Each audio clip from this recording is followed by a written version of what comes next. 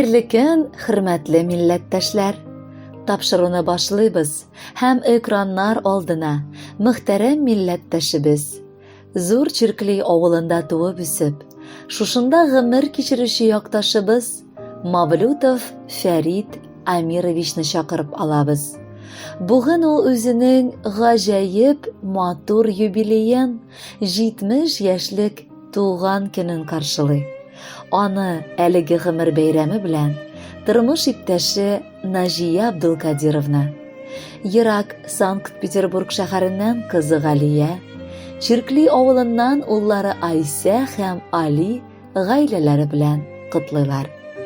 Әлеге котлауларга бик теләп, кода-кодагыйлары һәм барча туганнары да кушылалар. Бүген тапшыруга хат язганда, күңел әллә ничек шатлана да, шул ук вакытта ярсый да төсле, дип башлый Галия үз хатын. Чөнки безнең иң якын кешебезгә, сөекле ире, яраткан әтиебез, газиз бабакаебыз, хөрмәтле кодабызга 70 яшь тула. Ни соң ул 70 яшь кеше гомерендә? 70 яшь ул таң калырлык, мөгъҗизалы тантана. Ир-ат өчен бу зур бер биеклекне яулаган мизгелләр. Бүген әтиебез дә артына борылып караса, үзе дә таң калып уйлана торгандыр. Кай ара вакыт узып, гомерләр үткән. Икәү гаилә корып, әниебез белән яши башлауларына 48 ел тулган. Әлхәмдүлиллаһ, 3 баладан 8 оныклары, 2 оныкчалары дөнья күргән. Сокланырлык гаиләсе өстенә аны авылда белмәгән, танымаган кеше дә юктыр. Әйе, әтиебез хөрмәткә ия кеше. Ул гомердә дә бер эштән дә курыкмыйча, җиң сызганып, гаиләсе өчен, балалары өчен эшләде. Колхозда армы-талмы эшләп, авыл җире кешесе буларак ул һаман дөнья куды. Ләкин ул безнең өчен дә үз тормышында вакыт тапты. Әти назын мулдан татытып, кирәк чакта кырыс та, таләпчән дә булды.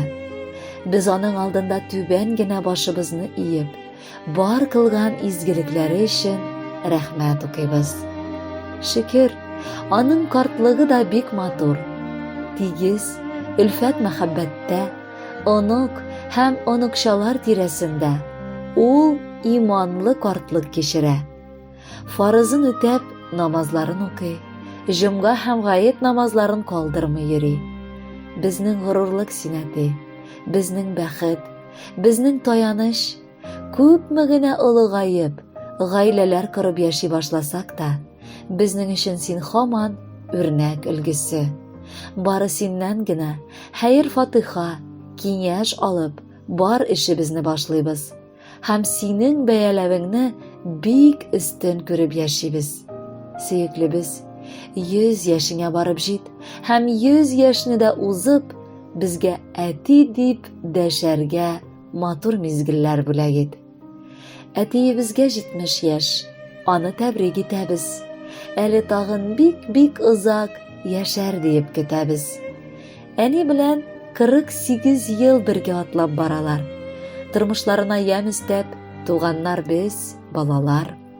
Әти безнең гаиләбездә үз ролен яхшы белде.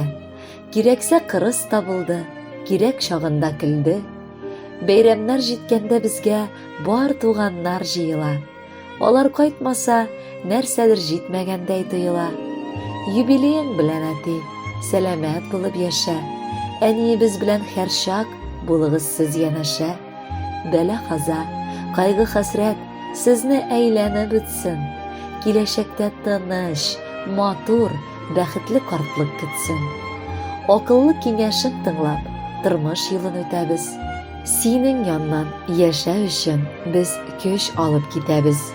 Әтиебез, барсы өчен бездән сиңа зур рәхмәт. Синең канатың астында яшәүләре бик рәхәт.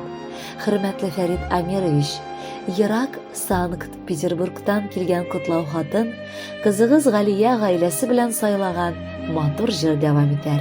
Кабул итеп алыгыз, бәхетле булыгыз.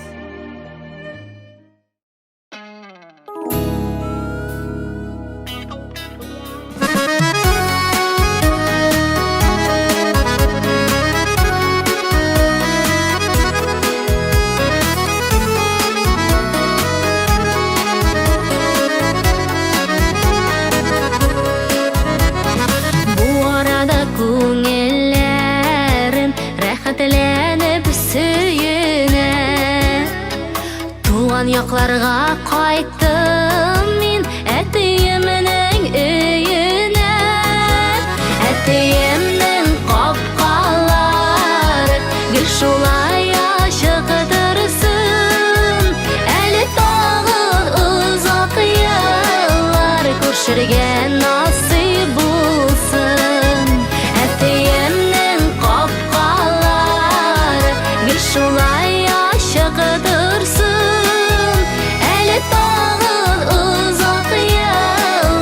Күршергә насыйп булсын.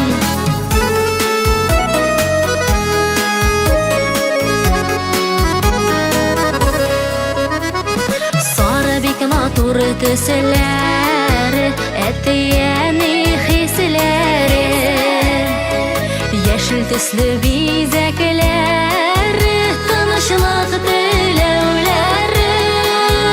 Әтиемнең капкалары гел шулай ачык торсын. Әле тагын озак еллар күршергә насыйп булсын. Әтиемнең капкалары гел шулай ачык торсын. Әле тагын озак еллар күршергә насыйп булсын.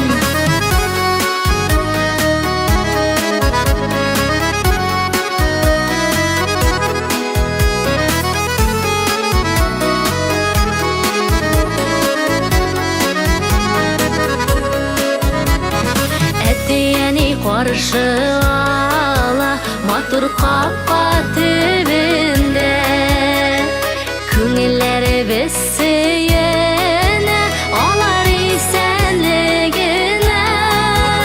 Әтиемнең капкалары гел шулай ачык торсын. Әле тагын озак еллар күршергә